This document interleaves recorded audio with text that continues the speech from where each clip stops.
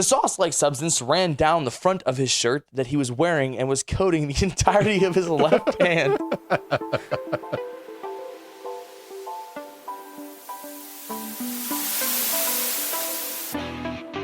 Welcome to the Variety Voiceover Nerdcast. This week, two geeks hire 3.14 Humphrey PI. I'm your host, Camden Parsons, here with my co-host. Oh, Derek. You want to Hey, Derek. What up, Camden? How are you, buddy? I'm doing well. How are you, pal? I'm doing good. You doing good? Yeah, you doing good? Hey. Yeah, I am doing good. I'm feeling good. It's almost like I haven't seen you really since last year. Oh, you're one of those people. Oh, I am. Yeah, and I'm actually sad that I didn't get to use it anymore. Oh, yeah, if only we were supposed to have an episode come out last Thursday, Yeah, and then, yeah. we had everything planned out, and then day of, someone Yeah. texts me and says, Yeah. can't record, and then Yeah. never elaborates why. I Yeah. won't grill you, because I've kind of come to the understanding it's probably something personal, which is probably Yeah. why you haven't Yeah. told me, because I Yeah. assume you would if that wasn't the case. I won't No, I grill would. you, Yeah. but... Yeah, but it's almost like you're what you're doing now. No, I no, no, won't I'm poke just- your wound, I'm but like, let me just poke it. stating why Yeah. there wasn't an episode last week for the good-hearted listeners, for all the mics out there, Yeah. Let them know, you're a bitch, and that's why there was no episode last week. Yeah. But Happy New Year, man. Hey, Happy New Year, buddy. It's always weird turning the calendar, as it Yeah. would be, to a new year, because the old, I don't know, the societal pressure of the new year, new me mentality. Mm-mm. You don't get that? No, I wouldn't say so. Just for the sole fact that, like, for me personally, anytime I've ever tried to do like the New Year's resolution stuff of like the Oh yeah. because the thing is too, that New Year, New Me is a specific, like, you're choosing now to make these changes for yourself because it's convenient, I guess. Like for me personally, like I went through a lot last year, and specifically around like June, I started to like, I started making efforts to make myself a better person. And I really feel like in the latter half of the year, I made improvements worth the length of the entire year. And I didn't do it because it was a new year. I didn't do it for this, whatever. I did it because I needed to, and it was what I wanted, Right. And I agree with that thought process, but at the same time, I do understand the old, like, it's a new book. Like there's nothing better than getting a brand new journal to write a new story.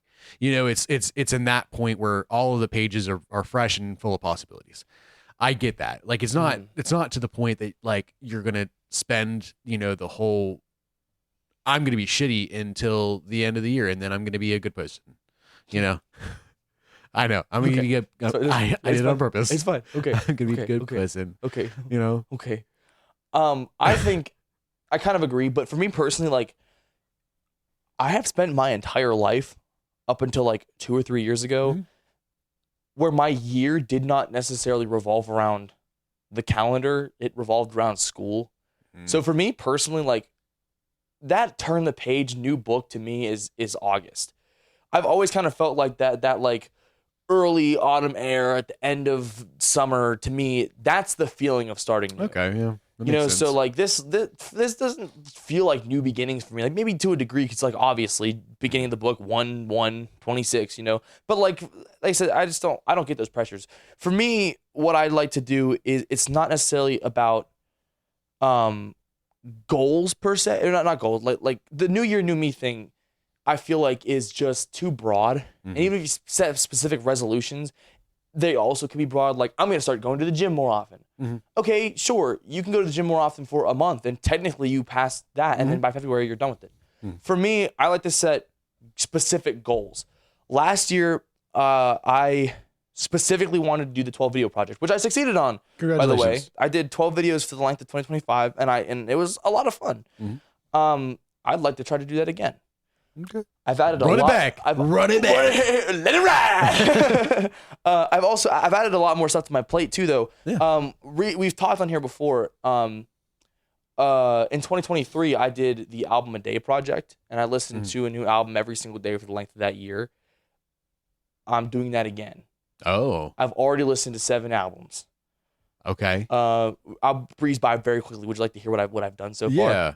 Let me just go down. Brand New Eyes by Paramore. Sit Still Look Pretty by Dea. The Paper Cut Chronicles by Gym Class Heroes, How to Save a Life by The Fray, An Awesome Wave by Alt J, Light Me Up by Bronze Radio Return, Respect, and finally today was Respect All Life Forms by Custard.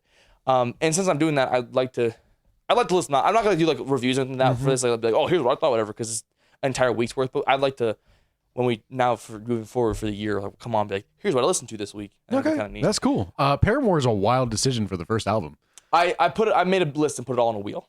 So they're random choices. Brand New Eyes, I think, was one of, I don't know Paramore's discography like offhand, but I think it might be the only Paramore album I hadn't listened to. So that's why I threw it on there. A lot of that list, the two rules I set for myself was no more than 3 albums per artist and no repeats from the 23 list.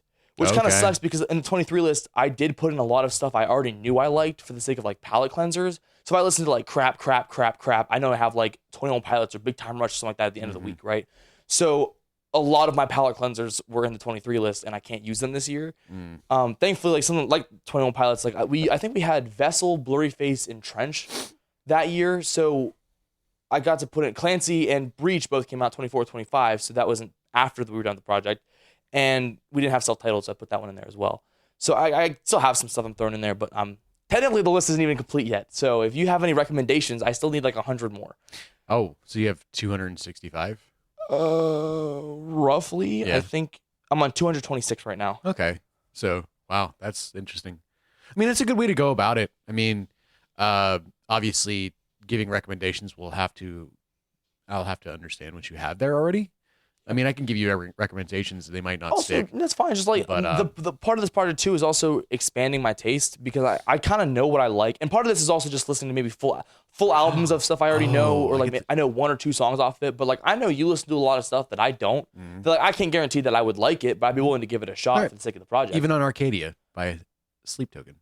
I can put that in there. I'm gonna do that right now. Right this very It's second. A fantastic album. I know you've talked about it a lot. But those are my main things. So rather than being like resolutions, they're specific long-term goals for the year. Yeah, that makes sense. I have something similar. I want to learn a new hobby, for sure, like wood whittling, something like that. Oh, you're at that age? Yeah. I think about how old guys like to whittle and how if I start now and just whittle a little, my whittling skills will hone before I get old and I'll pwn on my friends in the retirement home. Yeah. And I want to learn something new every month, like in depth. How do you mean, like a hobby or just like a topic, like just knowledge or like just knowledge in general, whether it's like like history or something scientific, something, you know. Have you ever heard of the 3/5 compromise? Yes. You should learn about that. Yeah. I think it's actually genuinely a really good idea, though. I like that concept a lot. I do think too, like as a kid, I was a smart kid. We talked about this before. Like as what happened? Literally, I feel like as a smart kid, you kind of go through this like, it's like universal experience where you kind of just plateau eventually. And I really just kind of feel like, especially since I've graduated, just like I don't ever make the effort to pursue knowledge anymore. I don't try and. I was specifically called out for, quote unquote, looking like the fun fact kid. Here's a fun fact for you. I do that all the time. I am the fun fact. I just know. You really I love are. knowing little tidbits of stuff. Yeah. I love it. And knowing random fun facts makes you sound smarter than you are. Depending on the fun fact. Fair enough. I won't argue that. Yeah. I don't know. Like, there's a fun fact. Did you know that the color red puts hunger into you? Like, I did know that. That's why like McDonald's is red. Yeah, I did know that. Did you know that the dot on a lowercase I and J is called a tittle? Did you know the little bit of plastic at the end of your shoelace is called an aglet? Yeah, I did. AGLET, don't forget it. I knew that. I never forgot. Yeah. Ever. Here's a fun fact. When I was a kid, I wanted to pipe Candace from Phineas and Ferb.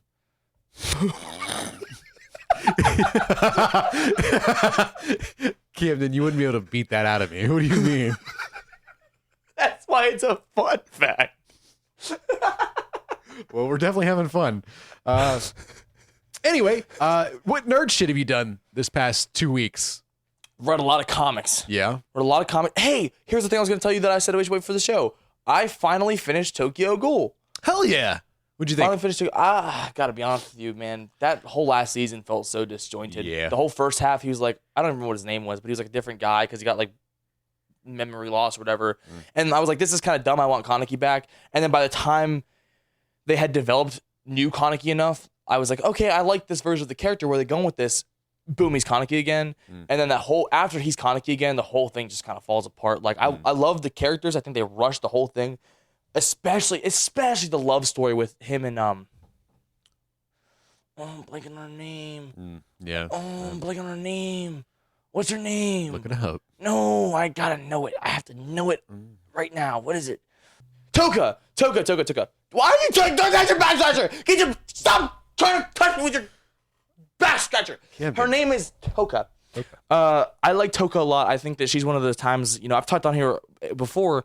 I really like when love interest characters are more than that, because I think a lot of time, especially even in anime, the sake of the love interest is to just be something for the main character to pursue. And I don't really like that. I feel like, especially because they're people at the end of the day. And if you want us to believe the love arc, then we have to believe in the characters. Right. So when the character is more than just something to pursue, you believe it more. As I've gone on before about Adam Eve and why I love her so much for that same reason. I really feel like Toka had that. And then kind of lost, especially toward the latter half of the third season, just kind of lost that. She kind of became one note. And it kind of bummed me out. But all in all, I think I did really like the part whenever he finally confronts Rize. And he's kind of just like, she's like, do you hate me? He's like, no. It's like, okay, well, I hate you. She's going on and on like, this wouldn't happen if not for you, blah, blah, like my life was ruined because you, blah, blah, whatever. And he's basically just like, yeah, you've kind of put me through a lot of shit, but like my purpose in life came from our meeting. So if I had to do it all again, I would. And I don't think I could ever bring myself to hate you. And I was just like, just that, like, he has every reason to hate her. Oh, She's awful. And I just love that so much. When characters have every reason to just be terrible and they choose actively to be a good person, it's one of my favorite things, like, period. Oh yeah. So yeah, I love Tokyo Ghoul. That's what I did. What did you do? I didn't do much of anything. You were just chilling reading some yaoi? No. You're a little yaoi freak. That's what we discovered today. No, I'm not. Don't put Derek that out there. The yaoi-nator. No. Derek Yaunivic. Doesn't make it better. I just thought of that. Yeah, I saw man. that. I saw it I'm click gonna and you lock get that in. excited. Did you? Yeah, I saw it click and you got excited about it. I did. Yeah. Derek. It's not a thing. Derek. Yeah. Derek Yaunivic. Yeah. What did you do for New Year's Eve? Oh, I spent it at my dad's house. Yeah. My stepmom, it's her favorite holiday. She goes all out, made a bunch of food. It was great. We all hung out. We played some games. It was great. The night before that, Derek, I broke my streak. Oh, you threw up. Derek. Yeah. I'm genuinely so mad about this. I'm sure. I have not thrown up since 2019. Yeah. And I won't go into the specifics of what happened. But there was a third thing. Sometimes a brother drinks a little too much. He can handle that. Sometimes a brother eats too much. He can handle that. But that third thing, he just couldn't handle that, it seems. And it did me in. And quite genuinely. What was the third thing? I'm very upset about it. And down the toilet. Literally, I was trying I wanted to get to at least 10 years. 10 years. And I was almost, considering, I was almost there. And now you got to wait till you're 31. The older you get, the harder it's going to be to not throw up. I did the other day. I believe you. You look like you throw up all the time. No, I don't. You look like a vomiter for real. Yeah. I'll call you Upchuck, like from Ben 10. Upchuck. Derek Yaunivic, the Upchuck. That's not a fucking thing, man. Yaunivic. It's not a fucking thing. You sip that Sprite. Okay. I'd like to get started. We have a lot to get to today. We've kind of shot. We've shot the shit. We've had our fun. Yeah. I have something here for you. Oh. Technically, I have something. Yeah, technically, you have something for me. I was told my good friend and yours, Destiny, read this already and said that it would be funnier if I read this on the show. Yeah. You want to go ahead and explain what this is? Okay, so Mike and I had a conversation. Yeah. About a week ago. Yeah. And I can't remember the context, but we talked last week or last episode about Ravioli Man. Ravioli Man. And because of that, you sent Mike down a pipeline where not only did he watch Ravioli Man and Ravioli Man: The Aftermath, but he also watched. He did. No, let me tell the story. Okay, you got it. Okay. So he watched Ravioli Man. He had a hard time finding it. So apparently there's issues with Ravioli that. Man, yeah, I guess. But then he didn't see the Aftermath. Okay. So I showed him the Aftermath. That face, man. And then I went, "Oh, so you haven't seen this one?"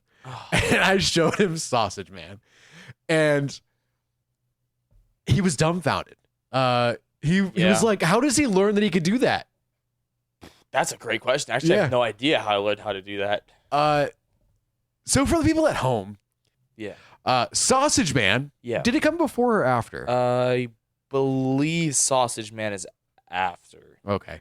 Our old buddy Camden, same guy, decided to throat a pretty sizable sausage, like a whole bratwurst, and take it all the way down to the nub. Mm-hmm. So that's Sausage Man. Yep, that's the whole video. Yep. Yeah, that's the whole video, and he seems surprised by it as well. So I showed these videos to Mike. Yeah. And we had a conversation back and forth, and it led up to what if he wrote a fanfic of Sausage Man and Ravioli Man, and he didn't take it seriously until last night. Well, he wrote it, and we have it. Not only did he write it, I expected him to just email it to us. No, he printed it off. I have 4 printed copies of this in my hand right now. I'm gonna hang it up. Should we frame it? I'm gonna frame it. Yeah, this is technically on the wall. Oh, stop. I just accidentally saw 2 words, and I'm this scared to read this actually. The face you just made. This is technically the first fanfiction we've ever gotten for the Variety Voiceover Nerdcast. This is crazy. Yeah. Are you ready? I'm ready. Yeah. I think we just gotta go for it. We're just gonna go Rip the all in. Band-Aid. Okay, you ready? Yep. Here we go. The sun was shining through the trees, and Sausage Man was not alone. He had come out, as he often did, for his daily training. The training had consisted, as it always had, of sprinting and jumping through the woods. There was something about being surrounded by hard shafts of wood that made Sausage Man feel at home, at peace. Having stripped down at the waist, Sausage Man was delivering devastating strikes, punches, and kicks at a large tree. Every stroke, that's what I saw, by the way, was every stroke. Every stroke delivered an unbridled passion and told a story. It was here in his home territory where he felt the safest, that he had felt compelled to come out, to expose who he really was, and what he was deadly. He was dimly aware of the sound. So enraptured was he with the passion of physical exertion that he might have imagined it. But there became no doubt that he was being watched. Slowly, so as to not put his mysterious visitors on their guard, Sausage ceased his attacks on the wood and turned to the thickening woods in the distance. "I am aware of your presence," he said. "Reveal yourself to me so that I may know what you look like." He continued with a challenging slant of his head. "If you are friend or foe." There came from the bush and trees in front of him a slight coughing sound and almost an off-putting laugh, and a figure emerged before him. What Sausage Man saw before him was a man with a mischievous glint in his eyes. He had a moistness about him that was curious to behold, with a redness staining his lips and chin. As this person approached, Sausage could make out the appearance to be that of a sauce, as though he had been eating something and had made a mess of the task. The sauce-like substance ran down the front of his shirt that he was wearing and was coating the entirety of his left hand. Okay. Yeah, I'm just getting choked up. This is emotional. "Long have I searched for one such as you," he said. Should I give him different voices? Yeah. Here, let me see if I can mimic young Camden. Long have I searched for one such as you, he said, speaking with an almost oh my God, what childlike excitement! Oh, I didn't even see that. That's crazy. Someone that can give me what I so desperately crave. And what, may I ask, is that you seek? Sausage Man asked, suddenly on his guard as he faced this increasingly odd yet alluring individual. No, read it. Your meat, came the reply as the man launched himself at Sausage Man's belt, grabbing hold with such shocking speed and desperation. Sausage Man might not have moved in time if not for the newfound foe's battle cry of ravioli, ravioli.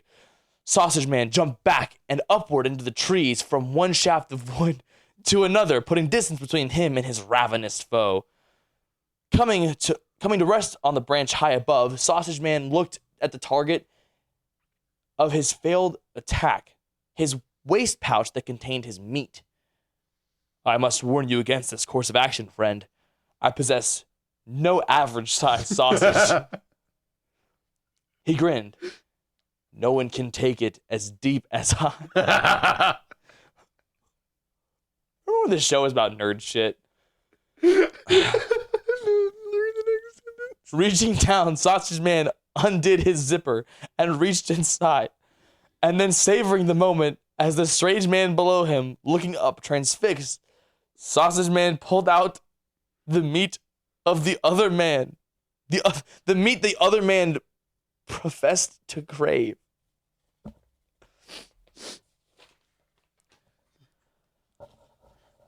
That was difficult. Do you want to sign this for me? You want it in ravioli red? Yeah. Thank you. I better not see this on eBay. Mike, we need part 2. No, we don't. In fact, we didn't even need part 1. No, it's going to be a graphic novel. It's important, Mike, that you know that I am not grateful for this. In fact, I feel a lot of disdain right now. I don't know what to do with it. Let's get into our topic. Today. Okay.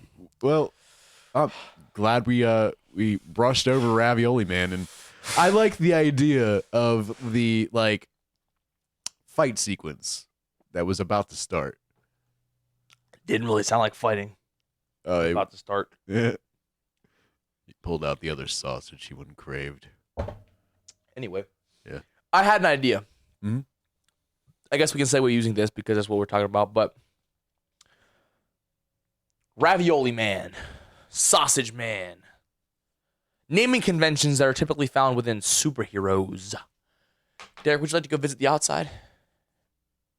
It's cold out there, though. Not the literal outside. The building. You want to go build a universe? You want to go build a universe? Yeah, I got a couple blocks. Roblox? I said I have a couple blocks. Life is Roblox. DJ Khaled. Tell him bring the whole ocean. I had a lot of caffeine today. I'm sorry. Yeah. Okay, I had this idea. Caffeine. Sausage Man and Ravioli Man both sound like superhero names, but really bad ones. Oh, yeah. I had an idea that would be kind of neat if two kids in said universe maybe at some point were playing superhero, and they're Ravioli Man and Sausage Man. I think it's kind of a neat little callback to this. They're not gay, or I guess it's fine if they're gay, but they're not whatever this is. Yeah. I don't want... I like the idea of Sausage Man having a vomit attack. Like a sniper rifle. Just loading a sausage. Okay. Yeah. I want to get into some stuff you and I had talked about. We kind of... We're talking about maybe doing... What? We had a 2-hour conversation. We did. We had a 2-hour conversation because we were talking about what we're gonna do for the next episode, and it kind of led into I told him I wanted to do another building universe because I had some ideas and stuff, and that came to us talking about it for about 2 hours and really fleshing some things out. So I'd like to go over that. I'd like for us to before we get into our big main thing, because I got a surprise for everybody and a surprise for Derek Yanivik. That's not a thing that we'll get to in a little while here. So I'd like to go ahead and get into this. Let's first of all. Are we in agreement on the city name? I came up with an idea for a city name. I think you were cool with it. You want to, for where Divinity Corporation is? One more time. Circle City. Oh, yeah. Yeah, okay, cool. Divinity Core business. I imagine for me, it's like I like the idea of us basing it off of Columbus, it being in Ohio. You know, kind of the idea that like maybe the corporation is what brings in and makes the big city. So maybe it's somewhere in Ohio, the heart of it all, right? Yeah, old Ohio motto. Classic. So that's Circle City. Circle City is where Outsider takes place. Oh, is that where Pi comes in? We're almost there. We'll get to Pi. We talked about creating a love interest. We did. That was the other big thing. That was the real main thing because we were talking about trying to figure out where issue 2 comes from, right? And the idea is, or not, excuse me, issue 1. And the idea is we start off, right, with this, how do you describe it? Fantasy sequence? Daydream. Good way to put it. A daydream. And that's something I'd like to use as like running theme through Outsider that Brian Wade is a daydreamer. He frequently has these like fantasies, whatever. So it would start off with said fantasy of him being already a superhero. And the idea was that the superhero suit used in said fantasy sequence would be a much better version of what would become his like starter suit. Right. That like his like homemade costume would be based off his fantasy in this segment. Where he's already a superhero, which he gets snapped out of by Roy Spencer, aka Kindling, where they're like, hey, we got to do this training, this, test, whatever, that you're helping me with. And so they start working together. It'll explain Roy Spencer and Brian Wade's relationship. When they leave there, the idea we had was that the reason that they are the way they are, the way they're as close as they are, is because through the Divinity Corp, each one of these young heroes is basically partnered up with a scientist to run tests on them and everything. So the idea is said love interest. Do you remember what her name was? Chloe. Do you remember what her last name was? We were kind of, she's of Latin descent. She's a Latina. I think we're doing like Lopez or not important. Her name's Chloe. Martinez. Is that what it was? Martinez? That Chloe sounds, Martinez. That sounds right. Sounds right. Anyway, yeah, you're right. We can talk about that later. Chloe is another scientist there who is working with another young hero. We'll call Prodigy for the time, right? The idea is that Prodigy is the other young hero in training, right? So Chloe has a huge crush on Brian. Brian is so focused on his work because he wants so desperately to be a superhero. He's putting all of his time and effort into this stuff. This is his passion. He doesn't really notice her at all. Right. In a romantic sense. They're really good friends. And what I'd like to do too is like later when it gets revealed to him that she likes him, that he'll kind of have this whole basically like a dream, like a daydream sequence where he'll revisit a lot of events that have already happened with her and be like, oh my gosh, she liked me the whole time. It'll be really cute. But this will be our first introduction to her. As they're leaving the training, she comes in with Prodigy, and it's Prodigy, Kindling, Brian, and Chloe. And they're all kind of talking, and that will set up that part of the thing. Did we ever decide on what Prodigy's name is? Because I had an idea. We didn't. I think that Prodigy's real name should be Sean Bryce. What do you think about that? Yeah. You cool with that? You like that name? Does that work? That works. Sean Bryce. Sean Bryce.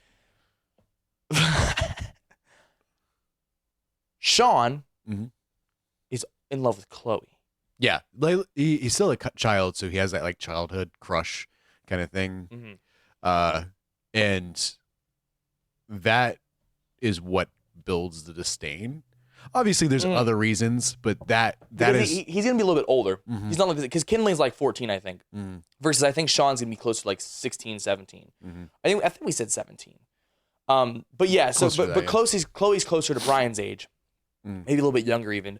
But like enough of that age gap where it's not like he's unrealistically into her and she just sees him as a kid because that's what he is to her, you know. So it's not like a legitimate like a love triangle or whatever, but in his head it is, right? Oh yeah. So he begins to grow a vendetta against Brian because obviously when they're because we see that like Brian and Roy develop this relationship together because they spend so much time together, this like mentor-mentee type thing that Chloe and Sean have something similar. Sean misreads that as interest. Yeah. And because they get close, she'll confide in him like, yeah, I like Brian. I don't think he sees me that way. So he begins to hate Brian. Mm-hmm. When Brian inevitably gets kindling's powers and strikes out as outsider, will be introduced into the character Spectrum. We talked about Spectrum in episode 2 of Blood Universe. Spectrum will be kind of just like this, like more like alluring, like who is this kind of type character, right? When we first meet Spectrum, that's pretty much all they're going to be, is a mystery. Who is this? Why are they showing up? Not a whole lot will happen aside from basically a confrontation, maybe a little bit of a fight. That's it. Mm-hmm. And then that'll happen before before the bomb goes off. The big ending of the first like major arc. The bomb goes off. They recreate the event from the 60s, right? Right. After said event, after we've spent some time in the aftermath of that to clean up this, that, whatever, Spectrum will show back up, revealing that they know who Outsider is. Mm-hmm. They know who Brian Wade is. Spectrum's angry because they notice that Outsider's powers are the same as Kindling's, who's now gone missing. Right. I like the idea, and I'm going to interject here. You're good. I like the idea that this announcement of Spectrum knowing who Outsider is like one of those TV broadcast things. Like a bunch of those. Like he announces to the world?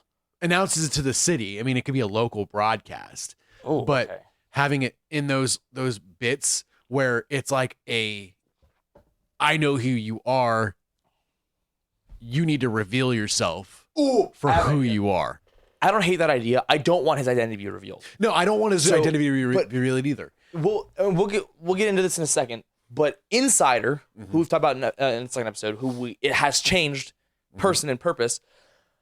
I think what they should do is Spectrum gets all the cameras and like that, but Insider is actively working to the point where, like, just in the nick of time, right before his name is revealed, she cuts the broadcast. I like the idea. I wasn't leaning towards him revealing the identity of Outsider in that. It was more of a call to action on Outsider's point. Like, hey, I know who you are. You need to meet me here. Oh, like to get him to the second. A call to action. Okay. Get him to do something. I don't know what that is. A big like, hey, I know who you are. Let me tell everybody. Okay, I like that more. I like that more because I don't think that he should tell. I think it's a threat of it. You know. Yeah. Okay. So let's go and start about that then real quick. Insider. When we originally talked about the idea of having an insider, someone in the company, someone who is able to give him the stuff from Divinity Corp even after he stops working for Divinity Corp. Someone essentially on the inside to outsider, right? Inside out. Exactly. And I thought about, we had this whole moment, I was like blushing on the phone thinking about it, where I was like, I think what should happen is over time, Chloe is going to find out about Outsider and Kindling and everything during the point where Kindling is dying. Right. And so she decides it's not up to her to decide when that secret is revealed. So she keeps it to herself for a little while.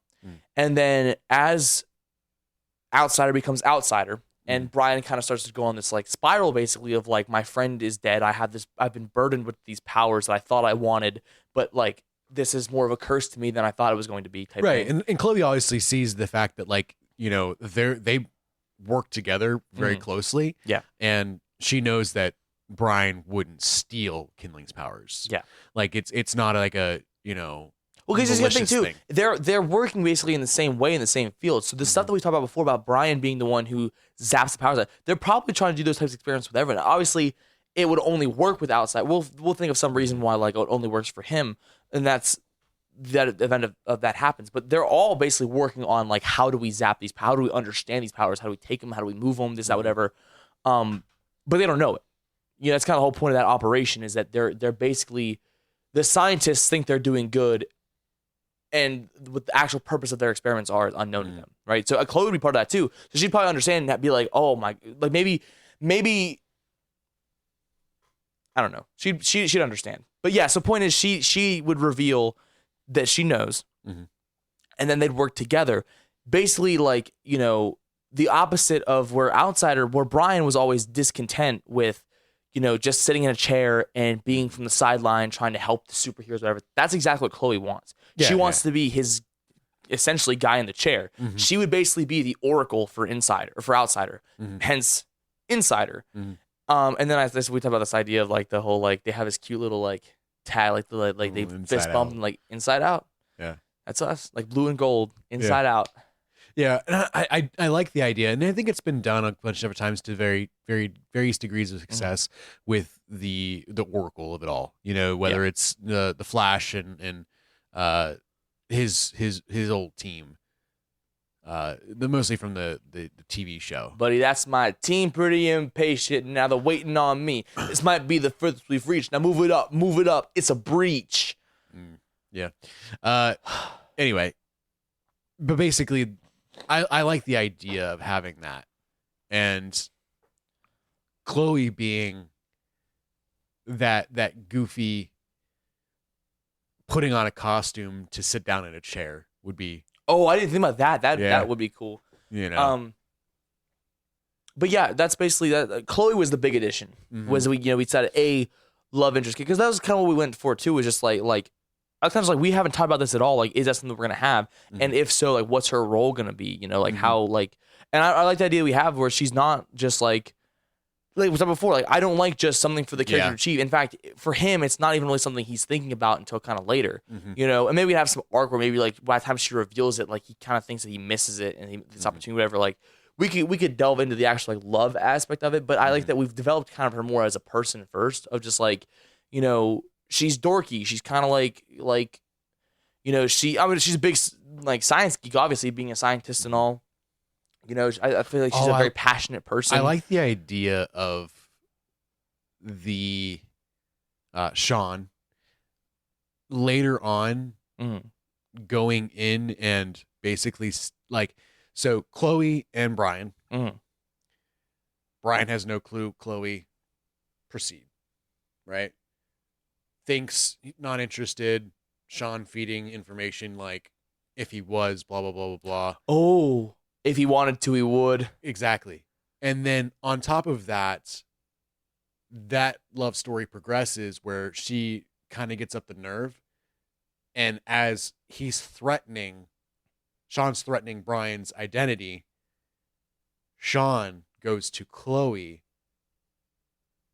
and says, I will release his identity if you two get together. Oh, no. I didn't think about that. So then Brian starts coming around to the idea, and then Chloe shuts it down.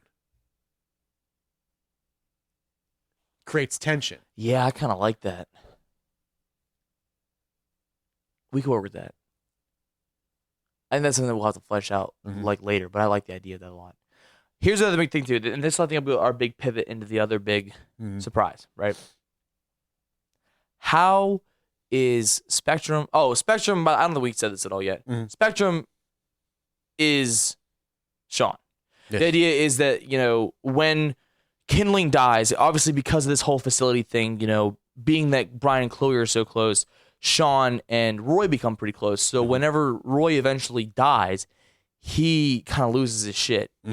My best friend's dead. The woman I love doesn't love me back. 17-year-olds are. So he makes a change for the worst, and he becomes evil. Hence, Prodigy to Spectrum.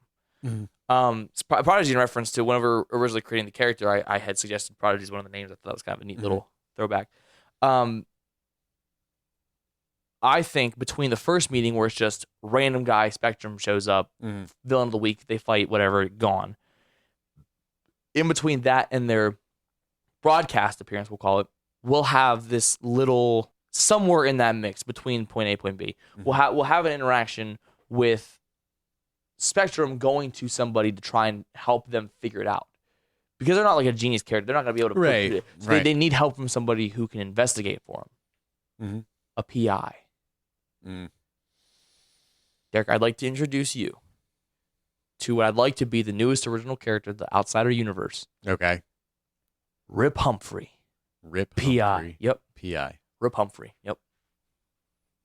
And to help me sell Rip Humphrey as a character, I'd like to introduce you to the person I came up with Rip Humphrey Okay. with, right? This is, we were working on this separately just as like, this would be funny. Yeah. It ended up developing into a whole thing. Mm-hmm. So I thought it'd be fun for us to try to pitch Rip Humphrey to you as someone who should join the universe. Now, obviously, real quick before I move into that, the purpose of this point would be to set up Rip Humphrey as a character because we're thinking of this whole spin-off thing already. We're already thinking Which is cool, yeah. Rip Humphrey would be a whole other thing too. Yeah.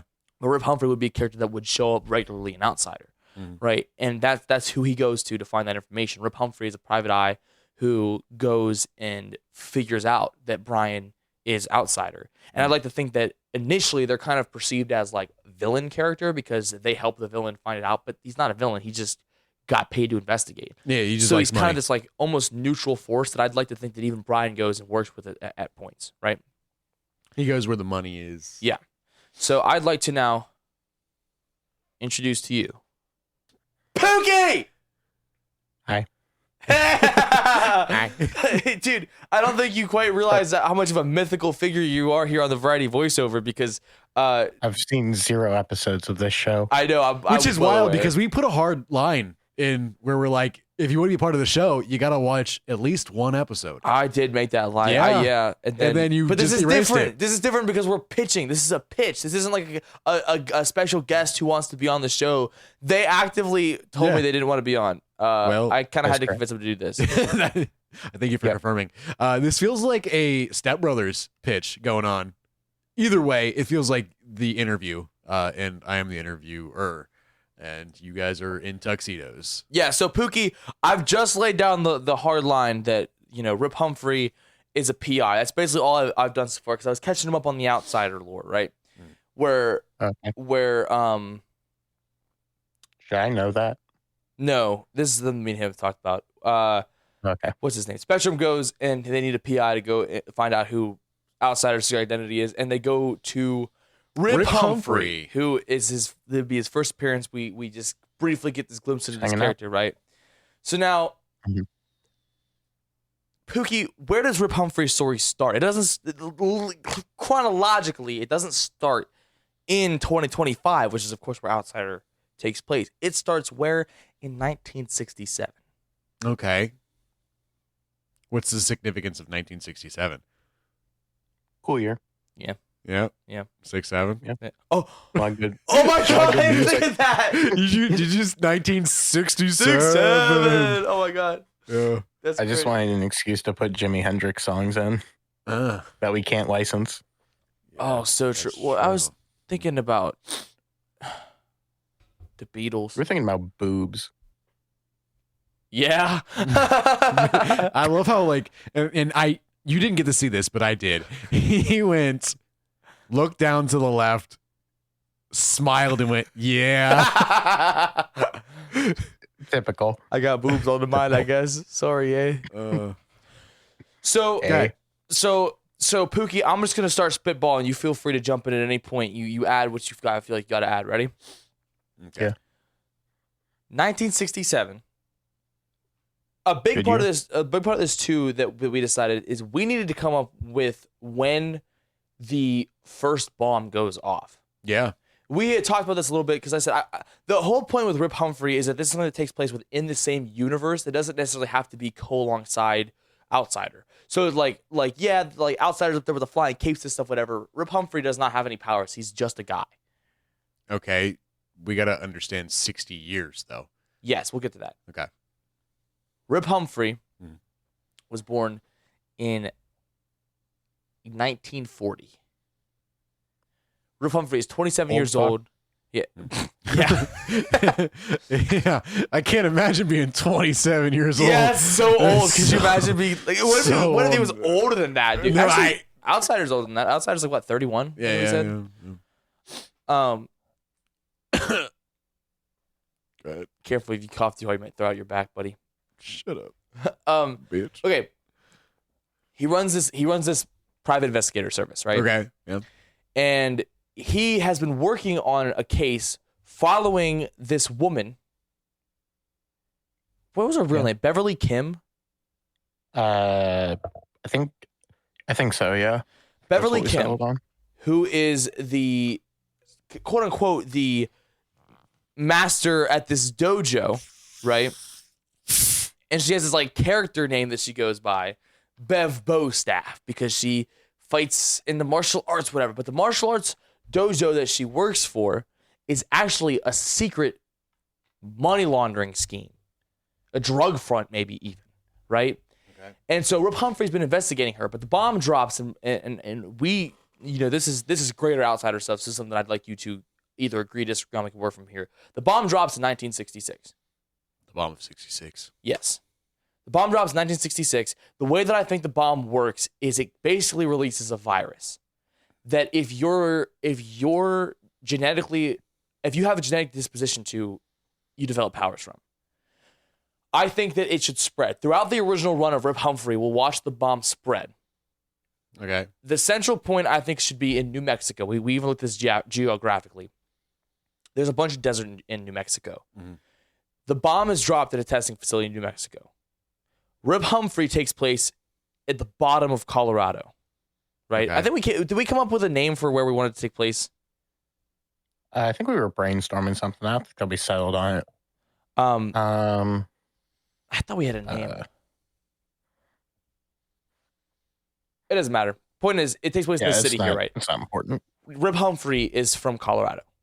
Like I said, right under where that bomb was off. So for the characters within Rip Humphrey, the effects of said bomb are almost immediate. But like I said, as the series goes on, it would be this progression of, people directly around New Mexico, and then people greater area, maybe California gets hit, and then you go further, and all of a sudden Chicago's hit, and then by the end of the book, I don't know if we ever talked about how far we wanted to go. If it's like the U.S. that's affected, if it's North America, if it's the world, but whatever the distance is that it needs to cover, by the end of Rip Humphrey will have been covered.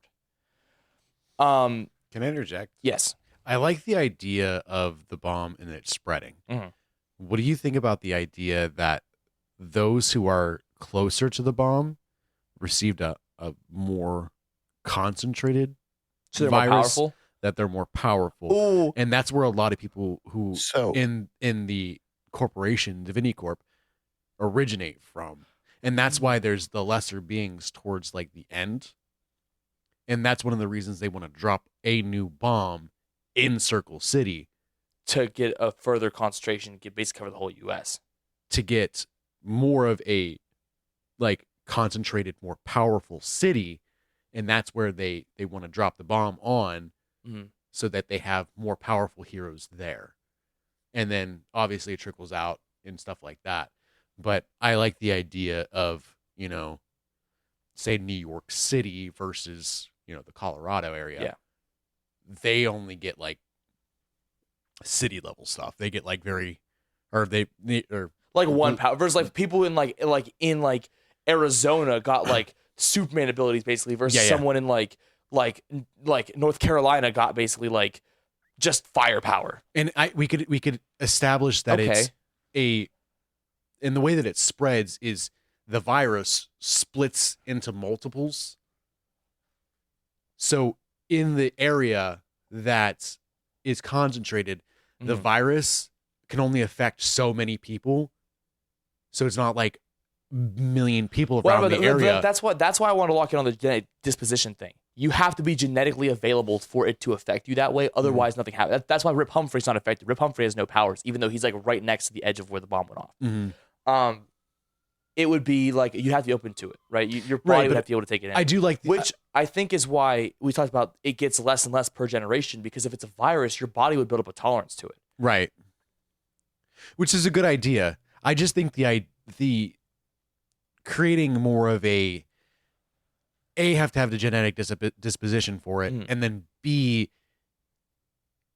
the way that it spreads is because it splits. And if you're able to be lucky enough to have the genetic disposition and lucky enough to get it closer to that, that's where you get this very, very super powers. Pookie, I think I heard you getting ready to chime in when he said that originally. I think we had the same thought. Do you want to give that thought there? Oh, you're good. Okay. You got this. We had this idea. I think you started going at it earlier. So okay.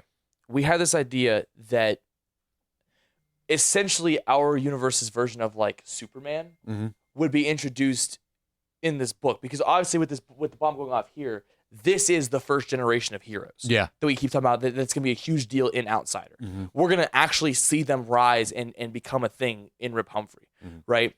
We'll get to it later, but basically my idea is that our version of Superman appears here. He's one of the original like main superheroes, like the big, like this is like huge deal. And his name's Catalyst because he was one of the first where the bomb went off, the Catalyst event.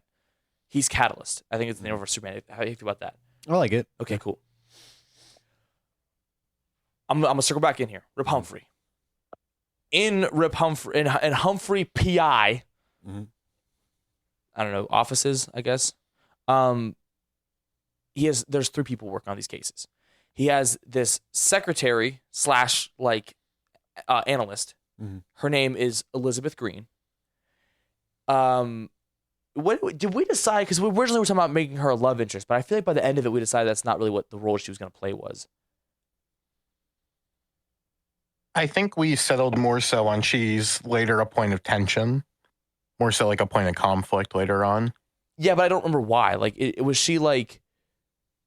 I don't know how deep you want to get into storyline. I remember why, but it is a bit spoilery. Okay, we'll skip that for now. Then later. Yeah, when we get to it, then we'll touch back on that. The other big one that he has there is basically like he has a Robin type of character. He meets this character named Percy. We talk about how old Percy was. Percy's what, 16? I think 16 is what we settled 16? on. Percy's 16. Percy was caught. I can't remember. Did we decide what it was he did? Because he did something wrong for the right reason. You brought up the idea of him breaking into like a pharmaceuticals building. Oh yeah, because he needed to get medication for his mom or someone like that. Like he needed medication. He couldn't afford it. He broke in. Humphrey was hired to investigate, so he goes and he finds him. And basically, he's like, I know what you're doing is right. Rather than turning you over and getting you in trouble that will affect you for the rest of your life, you're gonna come work for me.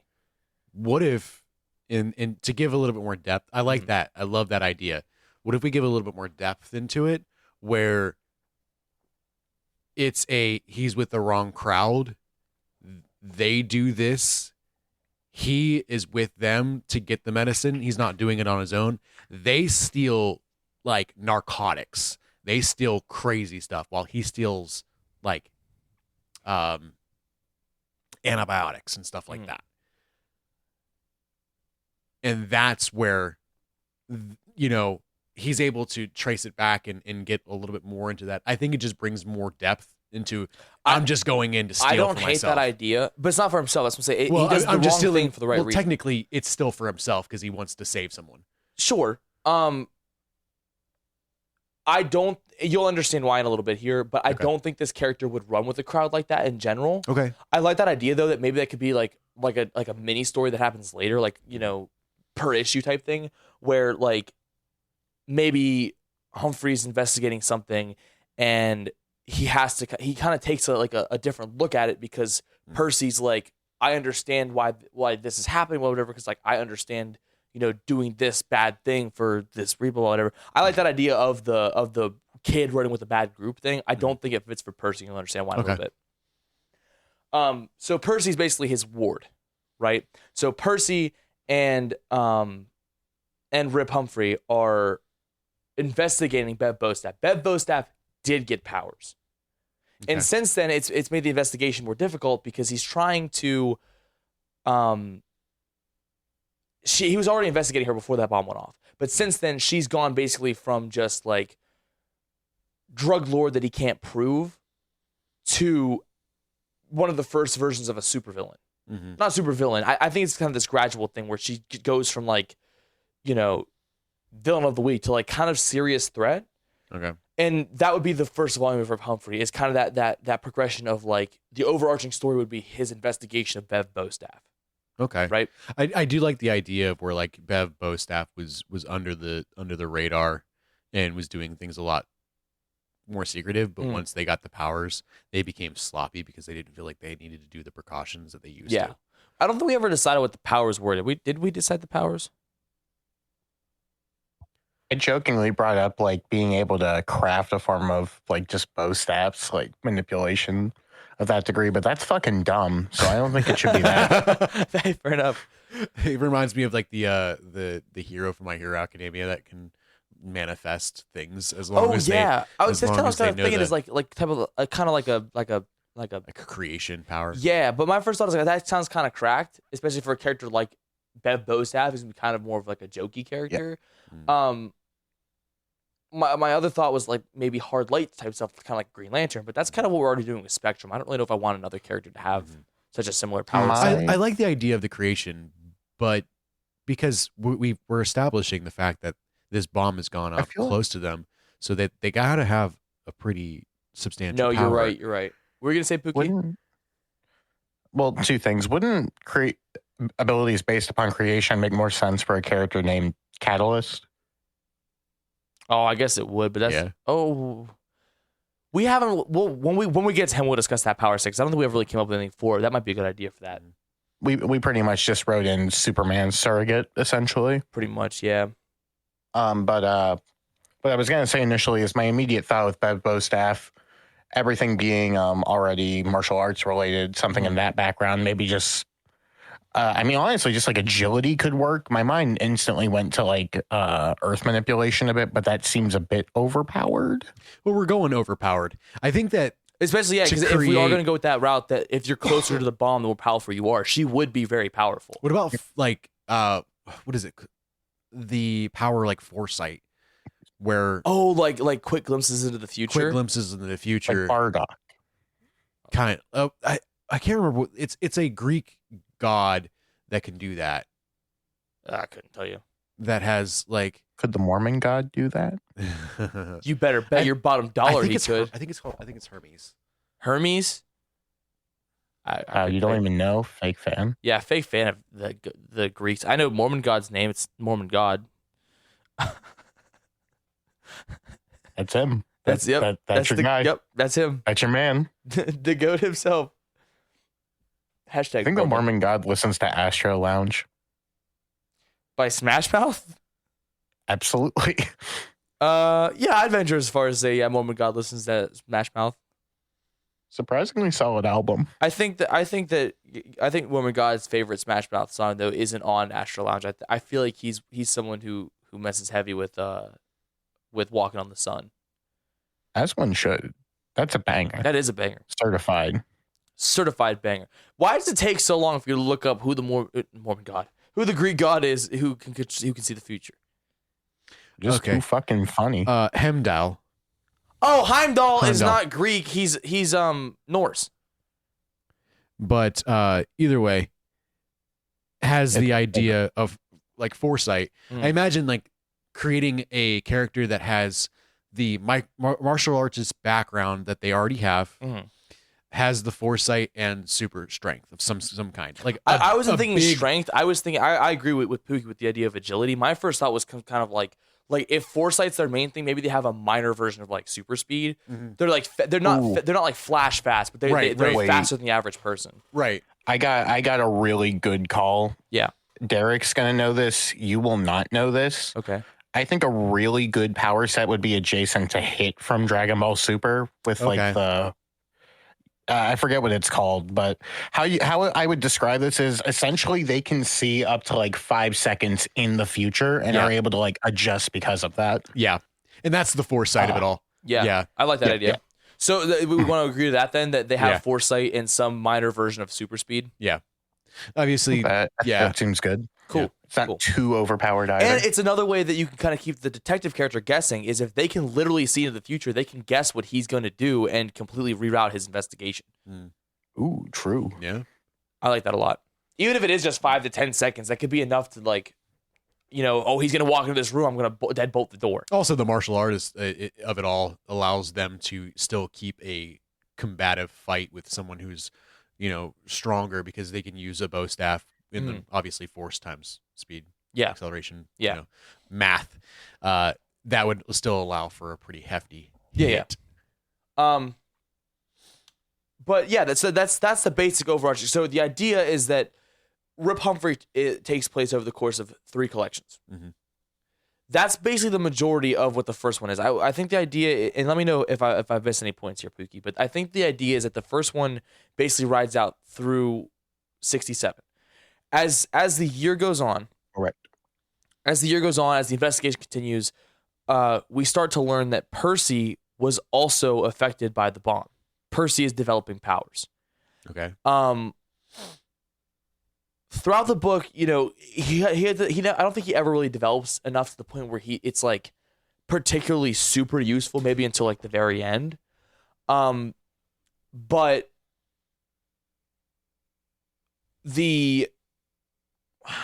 I should remember how we decided this was gonna go. The ending point of the first arc of Rip Humphrey would be Bev Bowstaff is trying to get something, or she's trying to get him off the trail, and she goes to this like government facility, whatever, and he gets cryogenically frozen. Okay. Right? She locks him in this tube and is like, I'm not dealing with you anymore. This is your end, Rip Humphrey. Right? Okay. So he's getting fried. That's how he get him back to the future. No. Great Scott! So No. he's getting fried from Futurama. Yeah. Yeah. Because our idea was I wanted to have a character like from the past because this whole idea is he's basically like a detective noir type story. How do we get that to be a character that we can actually still use an outsider? But he doesn't wake up. What if he got a power too, but it's just aging slowly? It's not anything. Like, no, and you wouldn't understand. The time jump is actually really important for the character, in my opinion. Okay. So he wakes up. Like I said, my idea when we were discussing this to make sure we had like because especially because we're talking about like specific points of time now as well, is Outsider I think should take place in 2025 since that's when we started making this idea. So even though it's 2026 now, the plot of Outsider, at least up to the first like volume or so, would be 2025. Rip Humphrey wakes up in 2008. Okay. When he wakes up, so much time has passed, right? Because the event has happened, the boom of superheroes, Divinity Corporation has been formed. Divinity Corporation has been formed in Circle City, all the way in Ohio, where he's in Colorado. I don't remember where we decided the cryo stuff is. Maybe it isn't. It is in Ohio. Maybe even in Circle City. But I think just like having that happen directly in New Mexico would make sense. okay. Have things slowly sort of trickle down there. Yeah. I like the idea of him being able to read all this stuff. The in newspaper or something. cryo tanks are at the testing site for the bomb. Yeah, that would make sense. They're like essentially bunkers. Yes. Because we did want him to go to a bunker. I don't remember why we wanted him in a bunker though. Yep. Anyway, but yeah. So it doesn't. Well, maybe we didn't bring something up earlier. I'll mention it to you now. Maybe that could be like where quote unquote Percy would be in this circumstance. Because the idea. Percy wouldn't be involved with him getting frozen. That's why Percy doesn't get frozen as well. Percy wouldn't be there for that. Well, here's my thing. Percy could act as bait because wasn't the idea whenever Bev got her powers, Percy is also there? That was at least my idea. Well, the idea isn't necessarily that they're at the same place. Like I said, the bomb it just affects who's ever susceptible to it. So they don't necessarily have to be together for him to also be affected. I think it just develops it. That's why hers manifests like immediately versus his develop over time. He just keeps getting progressively stronger as the book goes on. I don't think they necessarily have to be together for that. There's a reason Percy wasn't there. I don't remember why. When he wakes up in 2008, everything's gone. I think that Bev Bowstaff is alive. She's locked up. She's been locked up for years in Circle City. Basically, the formation of Divinity Corp and the first like whatever version of like the corporate heroes we have capture Bev Bowstaff, and she's been locked up for like 30 years. I like the idea of them doing experiments and trying to draw things from her, like the blood, trying to figure out why it's so strong with her as opposed to people in Circle City. I like that, and that can lead into the experiments that Brian's doing in Outside. Yeah. Okay. I like that a lot as a way to sort of have Bev sort of be broken down a bit, as well as sort of being more willing and open to sort of Humphrey, as we'll get into later on, obviously. So our idea is that he goes to find Elizabeth, and immediately she's like, oh my God, I can't believe you're here. I can't believe you're alive, blah, blah, whatever. And they have this greeting, whatever. And as their meeting goes on, it turns more and more sour. And she basically is just like, I want nothing to do with you. You know, my life has been so much better since you've been out of it. I cannot have you coming back into it and take away what I've built, you know? And Percy's dead. Percy's dead. So the only person that he feels he has any more connection to is Bev Bostaff. He finds out that she's locked up in Circle City in a Divinity Court prison. I like the idea that Bev Bostaff had killed Percy. Oh, maybe. I don't like that, because my whole thing is I like the idea of Bev Bostaff was sort of Humphrey's villain. Yeah. And in Humphrey's departure, that's why Catalyst sort of had to rise, had to become the figure that they were. I kind of like how Rip Humphrey almost becomes like the Batman Beyond or Spider-Man 2099 of this universe in a sense. I was thinking that through, and I think that's really cool. Yeah, I guess you kind of touched on it there, but yeah, through going to meet Bev Bostaff, they actually become really close because of her time being locked up in prison. She spent a lot of time to think about what's going on. So we learn a lot about Bev Bostaff, because throughout the first arc of Rip Humphrey, the idea is that she is a very one note, just like, I'm a villain, And then through this part, we kind of start to learn that like maybe she inherited her drug ring from, like, maybe she had like a late husband, and it just got put into her. It's just a point of power she didn't know what to do with. Did you say Bill Bostaff? Bill Bostaff. That's awesome. We should. Yes, the Bostaffs. Mr. and Mrs. Bostaff. But yeah, so maybe she's like, she didn't want that life. It was kind of just forced onto her. And then as she got the powers, it kind of just like went to her head. It's not whatever. Like, we kind of learned to like take her a lot more seriously and be more sympathetic toward her. And during their conversations, like I said, they get really close. She's like the only attachment he still has to his time. Through her, he learns that this huge superhero, the number one, the guy, Catalyst, was Percy. Percy grew up to be the superhero.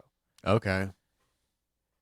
And I don't remember exactly if we figured out like why he's dead, whatever. Like, I don't know if he just got too old or this, that, or if he died. But I suggested that he died in battle. I think Pookie said they didn't like that. I prefer just his time passing. I like sort of him letting himself sort of fade into the sunset. It could also be that form of virus for the superpowers was flawed, and it killed him quicker. It gave some because sort he of was disease. so powerful. Maybe he like reached a peak because he throughout Rip Humphrey Volume 1, he keeps getting stronger and stronger and stronger. Yeah. And maybe it gets a point where he does peak eventually, and then starts going down from there. It gets weaker and weaker and weaker. Before you know it, he's maybe like 50 something, and he's just like if he stands, he cracks in half. I was going to suggest, what if like his body just it never stops developing. It like continuously continues to get stronger and stronger to and it gets to a point where he physically can't handle how strong he is. He's like a glass cannon. It's too much. I like that idea. Yeah. But yeah, so the point is, for whatever reason, he's gone too. But there's this legacy there of the world's greatest superhero was basically his Ward, was his Robin. You know, that like, I don't know, there's this like emotional attachment there that like we'll meet. There's another thing about this, the whole universe thing is we'll meet Catalyst and Outsider. He'll be one of those ones like maybe that's someone that like he dreams that, like maybe in the daydream in the first opening sequence of Outsider, he's like, oh, it's me, Catalyst, whatever his other name is gonna be. I'm so glad you saved the day. I'm happy for you. He's like, oh my God, thank you, Catalyst. I'm such a big fan. Whatever. Like we'll plot this out. So like Catalyst is already someone really, really important in this universe. And then we'll be introduced to Percy as a separate thing. And then come to find out that Percy was because that's like heartwarming to me that like this person who's already super important, we watch him become that person basically. Yeah. And then watch his legacy throughout the rest of Rip Humphrey. Kind of like what's his name? All Might. No, Himmel the Hero. Okay. in Freerun, where it's basically like we don't really get to see him in his peak. We watched like how important he is to and Freerun. stuff like that. Yeah, and then as it develops, like why he was important, she didn't realize it. That's kind of what we're doing here. Okay. Yeah. But yeah, and then what the idea is, he starts to develop his own space in the modern day, kind of the way Captain America does. You know, the whole like I have to adjust to modern day type thing, which is why we wanted to set it up for 2008. So that by the time 2025 arrives, by the time that the outsider stuff all takes place, he is established in this point in time. He's not like a man out of time, whatever. He is firmly planted in the year that he's in. Okay. So between 2008 and 2025 is basically going to be this arc that we follow, the second arc, right? Okay. The only thing that I know for sure we said we wanted to happen there was, like I said, he's going to get really close to Bev Bostaff. She's going to become a more sympathetic character. And then because of how much time has passed, she's going to die. Mm-hmm. And that's going to be the one last thread that he has that links him to his time period where we would know him from. And he's kind of forced to move on.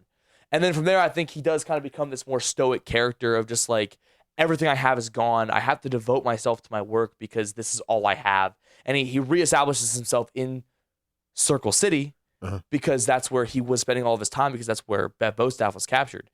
And so Rip Humphrey, the offices of Rip Humphrey PI are on 225 Mulberry Street, Circle City. I had I got chills just thinking about. Hold on. Thinking about, because you were talking about Bev Bostaff passing on. Yeah. I immediately thought about that scenario and how she handles it, because she has the foresight power, and she stops. Oh shit! I didn't even think about that. Second by second, she can stop. She stops seeing it so that she can see herself like slipping into it. Humphrey, I know it's coming. I can't see. I can't see further. I can't see it. I can't see you. And then flatline. Oh my god!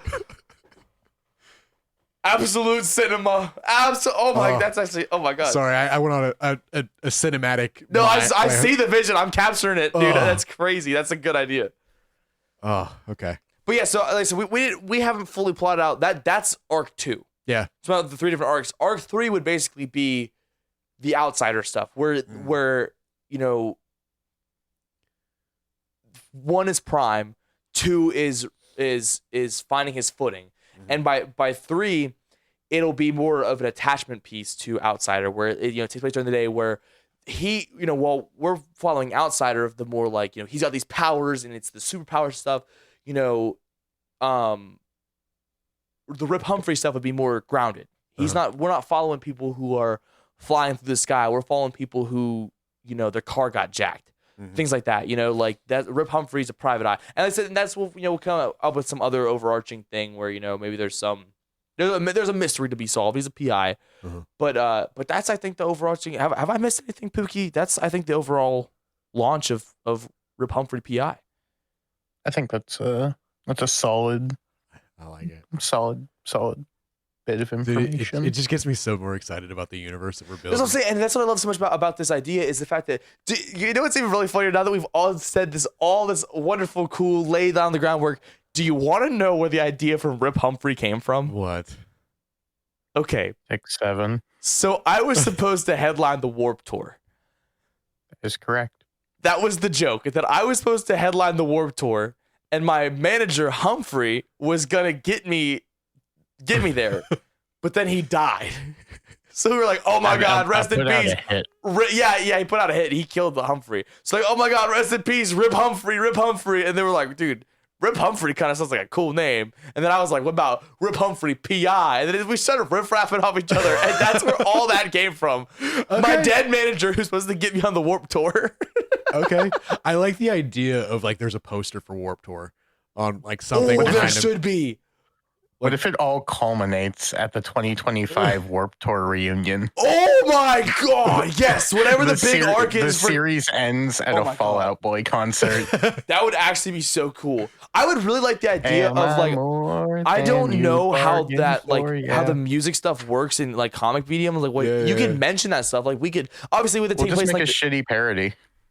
We could, but obviously with it like taking place in like the 60s, I mean, you made jokes about Bob Dylan, whatever. We could have thematic things to do with like say the Beatles. Maybe Rip Humphrey's a big Beatles fan, and maybe there's like certain lines where like maybe what we could do is like with Invincible, each trade paperback is the title of it is a reference to a sitcom. Yeah, like one of them, I know one of them's called Friends, one of them's called Happy Days, one of them's called Full House, things like that. Oh, okay. What we could do is have like each like trade of Rip Humphrey be like the title of a Beatles song or something. Okay. And like for the first arc maybe, and then maybe throughout like 2008 that arc of him coming to terms with the future, whatever. Maybe it's something more from that time period. Maybe he gets into like Paramore. I don't know. No, I get you. Like that's crazy. Yeah, I like the idea because I mean we talked several times about Brian Wade being an anime fan. Yeah. You know, it just having those little things and I like the idea of having little quips and stuff about like him using anime moves. You know, that'd be funny. Just like little references, but we got to find out what we're able to do and what we're not able to do. Yeah. I just think we really need. I've had that thematic thing. Like, yeah, we're kind of joking now, but I do love the idea of, especially because the whole thing with this comic book, especially with us doing it for the show, is I really like the idea of making references to the comic that are kind of just neat little like, oh, that's cool. But if you listen to the show, it's like, oh my god, here's why that's in here. And the whole Warped Tour thing, like, it would be really really cool if, say, there was a Warped Tour poster or there was something to do, some big music festival where the final battle takes place because of the reference to this stuff. Like for the book, it would be like, it's a place to be. It's the thematic thing for the fight. But for us, it's like there's a whole lot of purpose behind it. Yeah, you know? Yeah.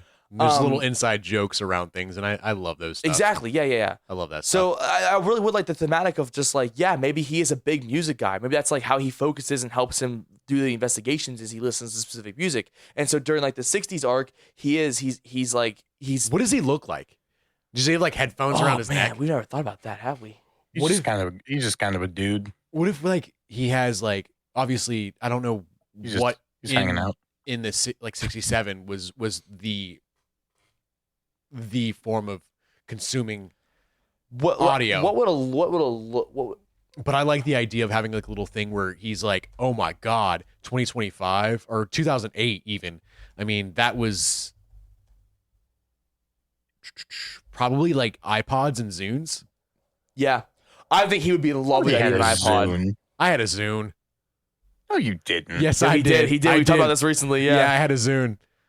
Fucking poor soul. It was great. Okay, I trashed my family's computer with 3 years it FrostWire. worked. Fucking hell. Goddamn soon. Anyways. Yeah, so I looked at what a private investigator would look like in 1967, and they're exactly what you would imagine. They're all like Dick Tracy archetypes. Yeah, like trench coat. Hear me Yeah, out. Hat. suit and tie. Yeah, hat. Rip Humphrey, he's the total package. However, he's a khakis kind of guy. I like it. A little khakis. A little bit too much khaki. I like the idea of him in khakis. Yeah. I kind of like the idea of him being like a doctor standing like from Doctor Who, kind of like David Tennant, Matt Smith, but he's a much more serious character. Maybe he's the type of guy like maybe more toward like the 2008 era, but he'd be the type of guy to wear a suit with like sneakers. Yeah. Or I like the idea of these battling sneakers. Especially if he's the type of guy to walk around listening to an iPod while he's investigating, he's definitely gonna be wearing some sneakers. There's definitely a little bit of a storyline in there where we can weave in where he's like obviously coming from the 60s to the 2000s. There's a big style change, and it could be like he's that in the 60s. Yeah. But then he reinvents his look a little bit in the 2000s, and as he progresses on, then it starts to actually age with the times. But I like the idea of him starting off that. Yeah. And then we can play with him having the identity of being a private investigator now. I agree. It could be fun. I think it could be fun having him be like super serious at the beginning, very grounded, very dedicated to the work, but sort of as it continues on, we sort of see him to start to loosen up a bit, at least wardrobe wise. I like that idea a lot, especially when it comes to like maybe when we very first maybe that's the reason like why Elizabeth Green is so mad at him all the time is because he's very uptight, he's very by the book, this, that, whatever, and especially as he goes through with like I said, I mean, like Percy's essentially serving the same role as like Robin, and that's why they introduced Robin, was because Batman was getting too serious, too dark, too grim. So Robin helps him lighten up. Maybe that's kind of what it is. Percy's role is to basically help Rip Humphrey lighten up.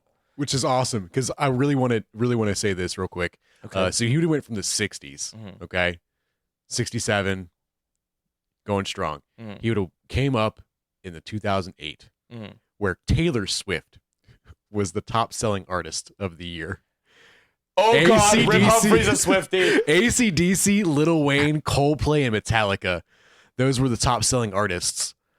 And like the top major chart in radio hits was Lollipop by Lil Wayne, I Kissed a Girl by Katy Perry. So these are the things he would he would be like, what is going on? What is pop culture right now? He's putting on the radio and this shit's coming on. Oh my God. Leona Lewis, Bleeding Love, Rihanna, Disturbia. I don't think Rip Humphrey could handle songs like S&M or fucking anything else. That would be great if he's like, yeah, you know, I've recently come into, I'm working my way through modern culture. I've recently discovered this woman Taylor Swift. I enjoy some of her work. I recently heard the song S&M by Rihanna. Cannot say I'm a fan or something like that. But like, yeah, like Don't Stop the Music was by Rihanna that time. T.I., Whatever You Like, Live Your Life. Alicia Keys, No One. Like that was insane. What a killer lineup. Jordan Sparks, Tattoo, and No Air. Like those songs were the things I think that Rip Humphrey would like Alicia Keys. Yeah. I think Rip Humphrey would definitely like Alicia Keys. Yeah. Rip Humphrey is going to love the song. I think Rip Humphrey's favorite song would be Girl on Fire by Alicia Keys. Yeah. Fuck no, she's got so many better songs. Okay.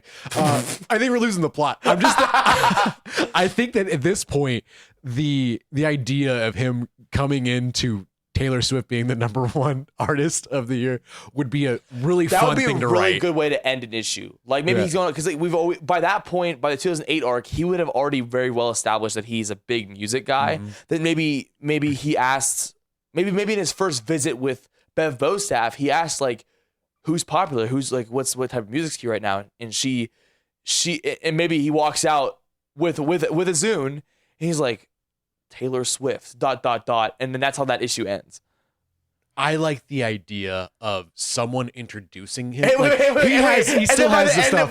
And then by the beginning of the next issue, it opens in his new office, and there's a Taylor Swift poster in the background.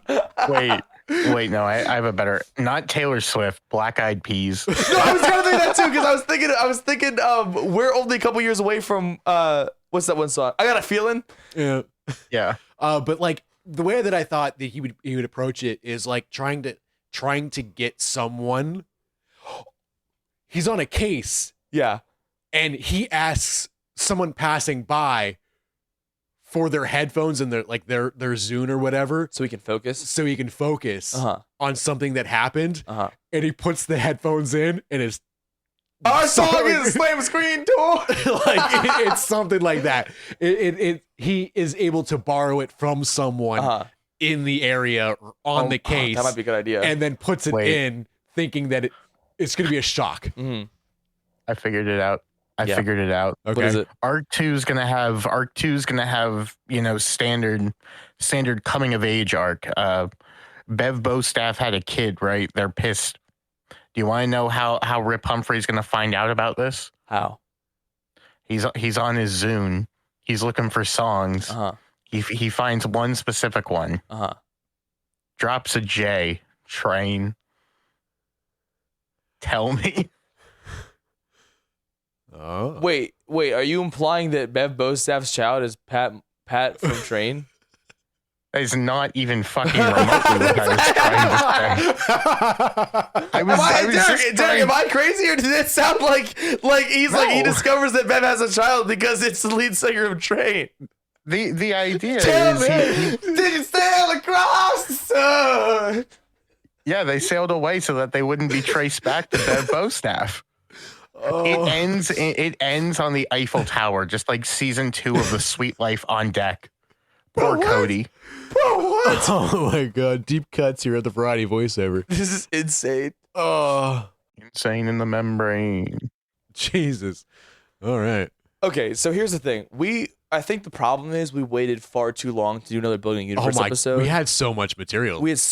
So I think what we should do is we got I think the next episode planned, and then I think the one after that. I think the episode after that needs to be another Billion Universe episode. I think so. Like we've talked on that phone call about a lot of this stuff, and I'm excited. Like honestly, I think we're probably going to talk more about it whenever we I just love here. these brainstorming sessions. It's so like fun. mental orgasm of just like when you put the pieces together and you just because just now you're like ooh like that look Like in your that eye when feel. you start making monkey noises and pointing at me is the most exhilarating. Like I'm so ready to hear what you have to say. Yeah.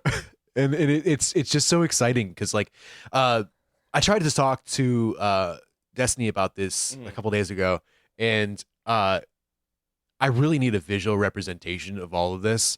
Like I need it written down. Yeah. Because we I talked have about making is, a timeline, especially now with all this Rip Humphrey stuff. Like we have a great, especially now we have a universe that we're working the huge with thing here. with Rip Humphrey mainly that's going to affect Outsider, I think, at least with what we discussed here today, is the stuff in the past where we know 1966, the original bomb goes off. It creates the first generation of heroes, and Catalyst is the main guy. Yep. That's like boom, first point in the timeline. You know, so we have. Especially with the Rip Humphrey stuff, I think because of the whole not time travel, but like, you know, the big timeline that comes from Rip Humphrey, it'll help us plot out Outsider, I think, better. Yeah. That's the sound that you make after you just had a really good mental orgasm. You're just sitting like, Yes. and you pull out a cigarette, you light it.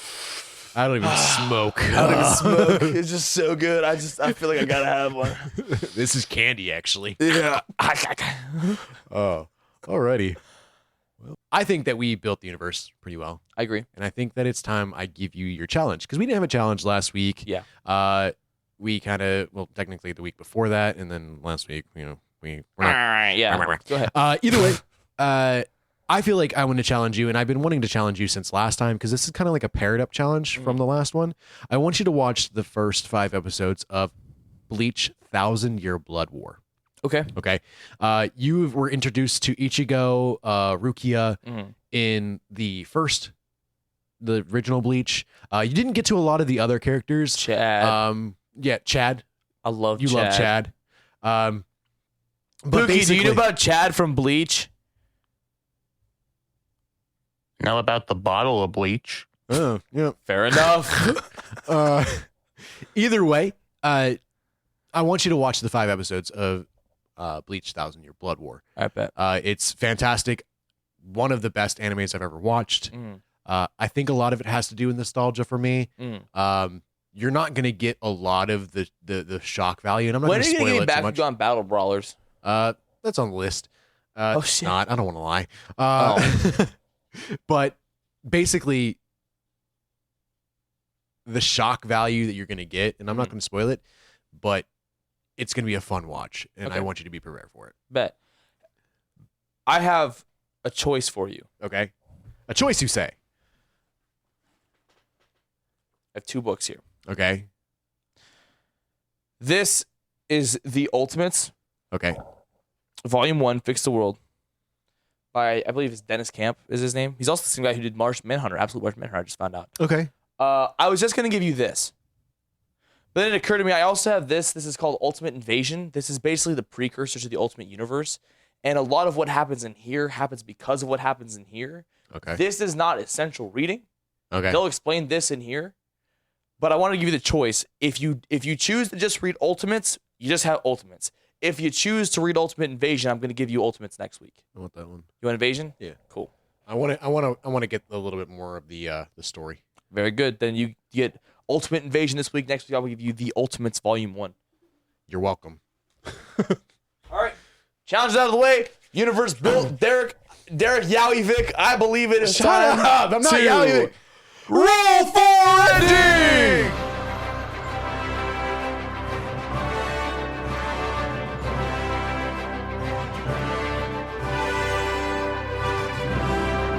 That is an 11. An 11? Okay. Okay. Didn't you say you had somewhere to be?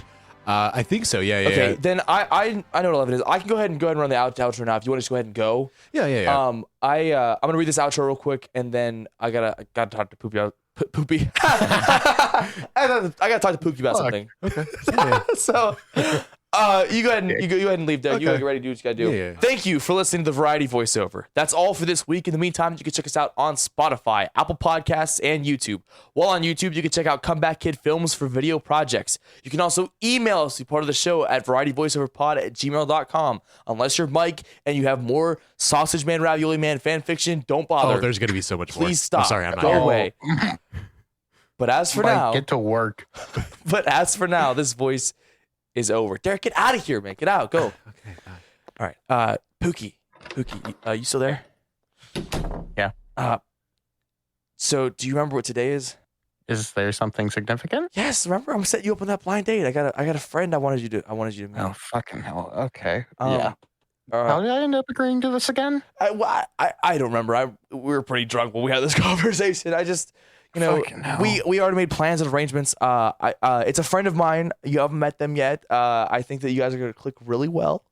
So are you about ready to go? Or do you wanna start heading over there? Yeah, we can go. All right. I'm all right.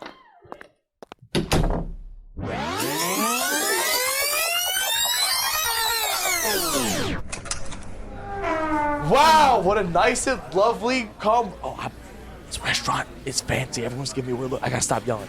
Pookie, are you ready to meet your blind date? Why'd you take us to Long John Silver's? Shh. It's the fanciest restaurant I know. Where are they? Long John Silver's? Shh. You can't yell. This is a fancy restaurant. Hey, that table over there, that booth, that's the guy. Oh. You're sure about this? Yeah. Here, I'll walk you over here. I need more tater sauce. Hello. Hey, buddy. What are you doing, man? This is my pal Pookie. They're here for the blind date. This is who I'm setting you up with. They're not blind. That's not what that means. Hey, Camden. Yeah. What are you doing, man? I'm setting you guys up. You guys were both talking about how lonely you were. I mean, just, I'm making stuff happen. I'm the magic maker. We're in Long John Silver's. Why does he have 50 containers of tartar sauce? Hey, don't. I like little He's mayo and pickles. literally stepping in some. Oh, am I? Oh, dude. Why They're do gonna why wanna do you sully you. need this much? Why do you need this much tartar sauce? Plan on bathing in it later. You Lovely. you haven't even opened your meal. What did you even? You ordered your meal before your date got here. What did you even get? I got the chicken. Can I ask about the damn tartar sauce? Yeah, Then? you eat tartar sauce with chicken. The tartar sauce is not for the chicken. Duh. You don't eat tartar sauce with chicken. Dummies.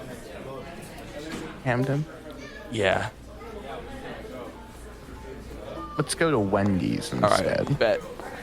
Let's just go. Hey, were you guys? Who's gonna pay for this?